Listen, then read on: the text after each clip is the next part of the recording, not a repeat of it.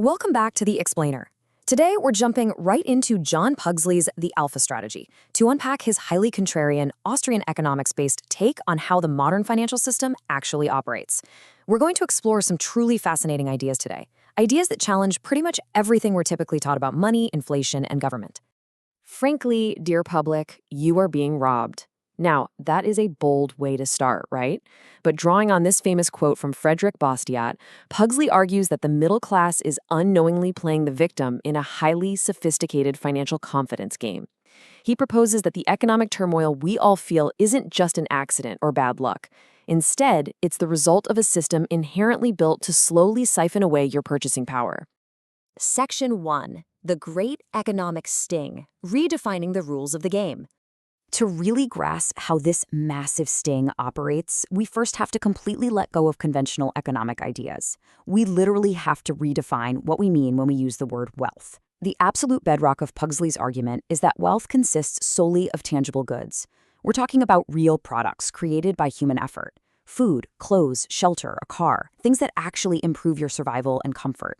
Paper money, on the other hand, is explicitly not wealth. It's just a floating claim, essentially an IOU on those real items. I mean, you can't eat paper money, and you certainly can't live in a stock of dollar bills. This distinction is absolutely crucial for everything we're about to cover. Section 2. The Island Rules of Wealth. You, Maynard, and the Basics of Barter. Okay, to make this crystal clear, the book strips the entire economy down to its most basic, bare-bones elements. Imagine an isolated island with just two people. There's you, spending your days out catching fish, and a guy named Maynard who spends his time baking bread. If you catch 2 fish a day and Maynard bakes 2 loaves, the price of 1 fish is exactly 1 loaf of bread. Notice what's missing here? Dollars. Price is simply the rate at which you trade something you have for something you want. It's a physical ratio of human effort and tangible wealth, not just a number on a price tag. From this simple island setup, the author derives 5 ironclad rules of human economics. First off, notice that value is entirely subjective. A fish is only worth a loaf of bread if both you and Maynard agree it is. But the biggest takeaway here is the book's argument that any system, whether it's literal theft in an alleyway or legal plunder through policy, that takes away the fruits of your labor will ultimately destroy your incentive to produce. And when overall production falls, well, everyone's standard of living falls right along with it. Which leads us to Section 3, the real cause of inflation, dismantling the economic myths. So, keeping those island rules in the back of your mind, let's tackle the absolute monster that eats away at our savings. Inflation. If producers on our island want more wealth, can they just arbitrarily raise their prices and create inflation? What actually causes it? We hear about this constantly, so let's look at what most people, and even mainstream economists, usually blame for the ever-rising cost of living.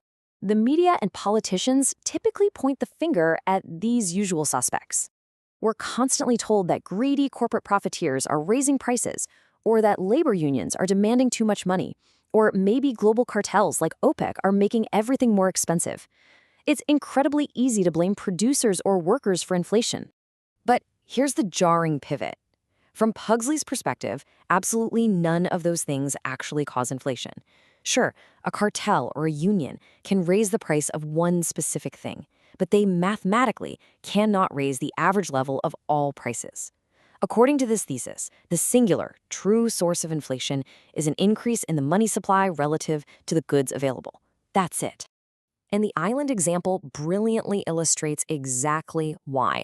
Let's say Maynard gets greedy and demands a whole fish for just half a loaf of bread. He might get away with it. But because you just gave up a whole fish, you now have less fish left over to trade for anything else, say potatoes or lumber. Because you have less purchasing power for other goods, the demand for those other goods drops, which means another price mathematically must fall. The average price level across the island stays exactly the same, unless, of course, new money is magically introduced into the system. Section 4. Banks, Deficits, and Cycles. The Hidden Mechanics of Money Creation. Since individual producers can't create inflation just by raising prices, we have to look at the true architects of the money supply, the banking system and the government. Welcome to fractional reserve banking. Say you deposit $100 into your checking account. You think you have $100, right? But the bank legally takes a fraction of that, let's say $84, and loans it out to someone else. Now that new borrower has $84 to spend, and you still have your $100. Purchasing power has literally been created out of thin air. The money supply just expanded without a single new tangible good being produced. But it gets even crazier because the real engine of this inflation sits even higher up.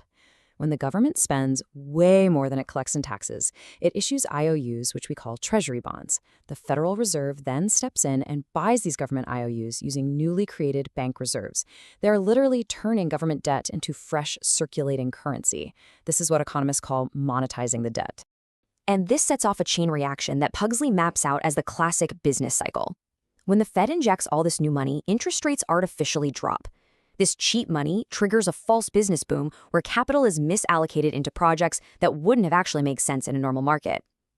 But eventually, this surging money supply trickles down and causes prices across the board to rise. Your purchasing power falters, consumer demand drops, and that artificial boom inevitably collapses into a painful recession. It's essentially an economic roller coaster designed by monetary policy. To give you a sense of the sheer scale of this, the text cites an eye-opening Arthur Andersen audit of the federal government from the 1970s. See, the government uses cash accounting, not the accrual accounting that real businesses are required to use to track future liabilities. By hiding future financial commitments they had already made, the audit revealed the government underreported its deficit by a staggering $160 billion over just a 2-year period. The true massive scope of the debt and the future inflation baked into it is largely kept hidden from the public eye. Section 5. The illusion of protection. How government interventions complete the sting. So as this boom and bust business cycle wreaks havoc, the frustrated public understandably demands that politicians do something. And this brings us to the final phase of the economic sting: legal plunder, disguised as consumer protection. But if we look impartially at the author's view of these government interventions, the outcome is pretty bleak. When inflation hits, people beg for price controls. But Pugsley argues price controls don't stop inflation. They just cause immediate shortages because it's no longer profitable to produce goods. Tariffs? They don't protect jobs. They just force everyday citizens to pay higher prices, effectively subsidizing inefficient domestic companies. In every single case, the so-called cure actually reduces overall production. The author frames these interventions, especially corporate subsidies, in incredibly stark terms. Think about it. When a business fails to convince you to voluntarily buy their product, and then they turn around and lobby the government for a taxpayer bailout or a protective tariff, what are they doing? They're using the coercive force of the state to take your money anyway. They're bypassing the voluntary free market and tapping directly into your wallet. In effect, they're asking the government to steal for them. So as we wrap up today's explainer, I want to leave you with a really provocative thought straight from Pugsley's thesis. If real, tangible wealth only ever comes from human production, and the current system inherently misallocates capital, inflates the money supply out of thin air, and consistently dampens the incentive to actually produce, how are you going to adopt your own strategy? How will you protect the real, tangible wealth you've worked so hard to build in a game where the rules seem stacked against you? It is definitely a question worth some deep consideration. Thanks for joining me on this deep dive into the mechanics of money. Catch you next time.